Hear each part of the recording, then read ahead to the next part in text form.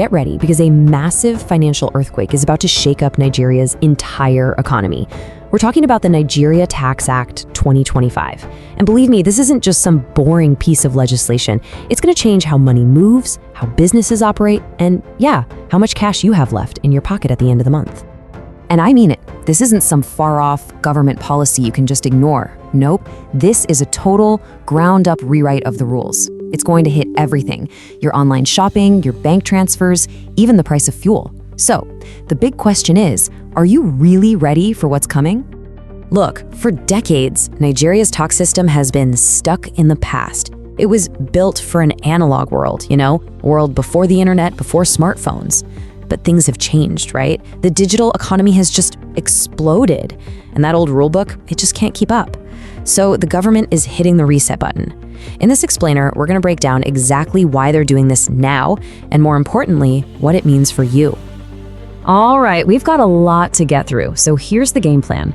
First, we'll tackle the big picture, the why behind this financial reboot. Then we're diving into how they're planning to tax the digital age. After that, we'll look at the old money, the oil sector. Then we'll check out the big bets on new industries. And finally, the part you've been waiting for, how all this actually affects you. Okay, first up, Nigeria's financial reboot. To really get what's happening, you have to understand the problem they're trying to solve. I mean, why tear up the whole system and start over? It really all comes down to a massive shift in how Nigeria's economy works today.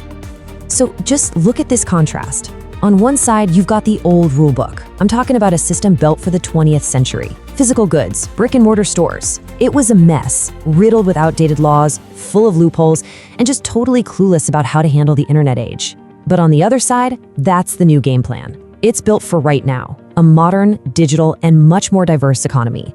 It's all about simplifying things and, crucially, making sure those giant global tech companies finally pay their fair share. It's like going from playing defense to playing offense.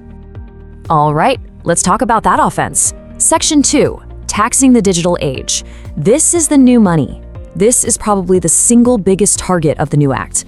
I mean, so much money is being made online today, but the old rules just made it impossible to tax. Well, this new act, it's designed to change that for good. And this really gets to the heart of the problem, doesn't it? How do you tax a company that has millions of customers in Nigeria, but not a single physical office? I mean, think about it. The streaming services you watch, the apps on your phone, the ads you see online.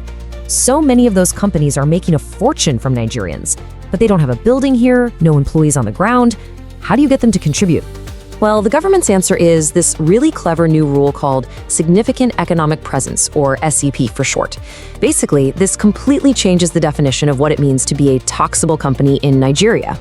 It's not about having a physical office anymore. Now, if a foreign company has a major economic footprint in Nigeria, through digital sales and services, they have to pay taxes here. End of story. It's simple, but trust me, it is an absolute game changer.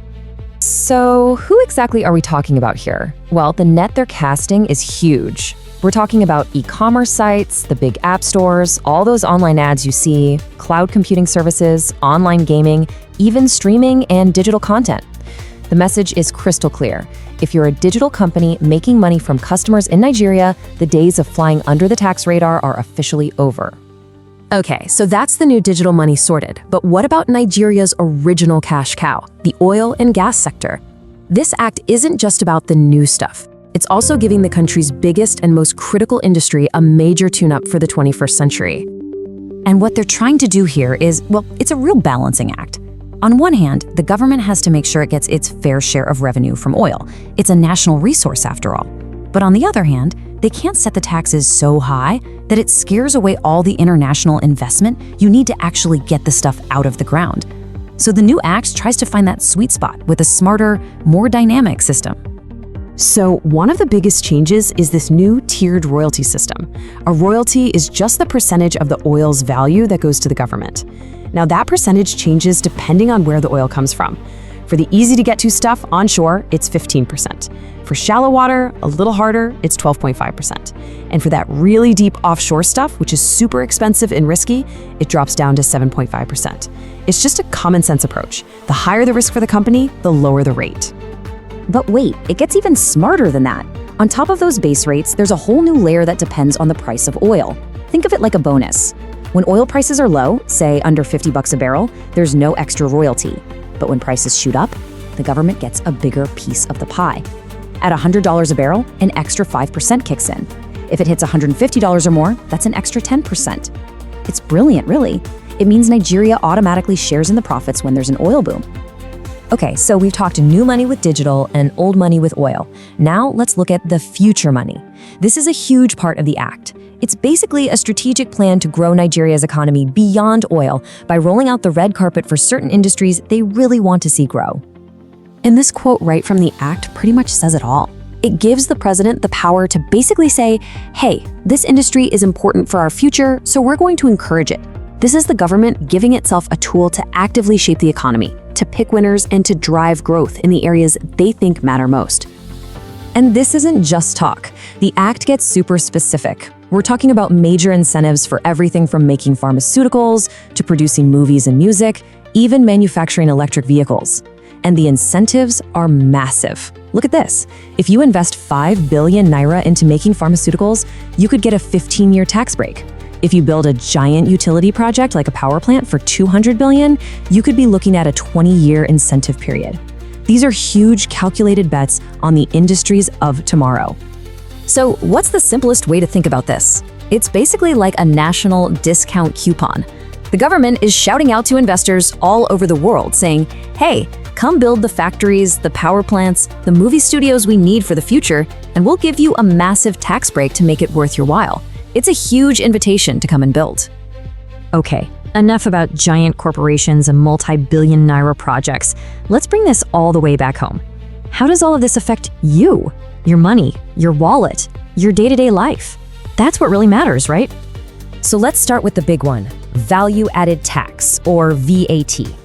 This is the tax you see most often.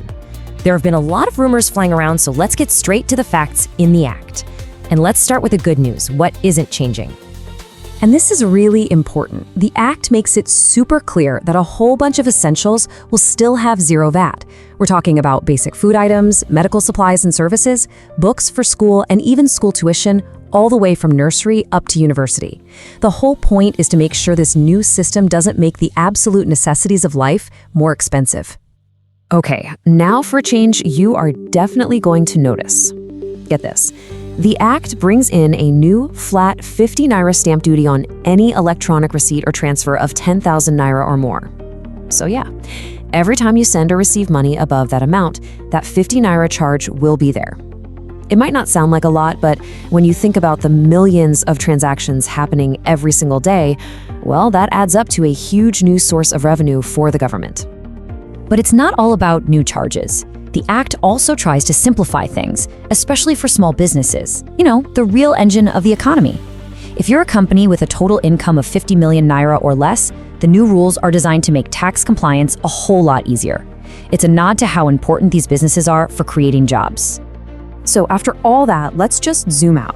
What's the big picture here? You can really boil this entire massive act down to 3 main goals. First, modernization, finally taxing the digital economy fairly. Second, incentivization, using tax breaks to attract investment into the industries of the future. And third, consolidation, just cleaning up the old messy system and making it all simpler and easier to understand. So there you have it. This act is a massive pivot for Nigeria's economy. It's a huge bet on capturing money from the digital world, getting smarter about oil, and building a totally new, diversified economy. The new rulebook has officially been written, the game is about to begin, and the only real question left is, who's going to come out on top?